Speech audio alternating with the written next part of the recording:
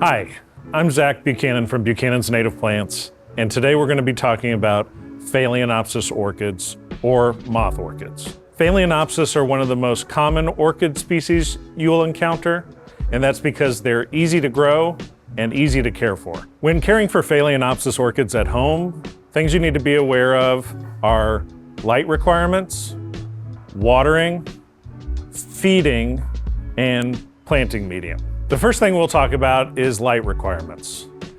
For orchids, the best location is a location with bright indirect light. A good example of that would be a bright windowsill, maybe one that faces north. The next thing to consider with orchids is their root system. Orchids are epiphytes, which means they're air plants and their roots need air rather than to be covered with soil. So consider that when picking out a planting medium. A good planting medium will have large chunks of bark, sometimes moss, sometimes gravel, all leading up to good airflow around the root system. When watering orchids, you want to maintain a consistent level of moisture. You want to water only the planting medium and the roots while avoiding getting water directly on the leaves or in the nooks and crannies around the leaves.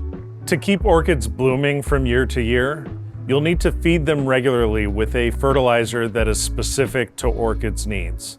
These are two examples, and you'll want to follow the directions on the bottle as to how frequent you use it. The blooms on Phalaenopsis orchids can last for months at a time, but when those blooms start to fall off and your bloom spike starts to brown all the way to the base, that's when it's time to cut that bloom spike down to the base of the leaves.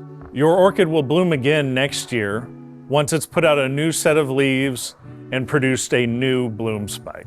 Orchids can seem intimidating, but all they really need is a good location with bright indirect light and a consistent watering and feeding schedule.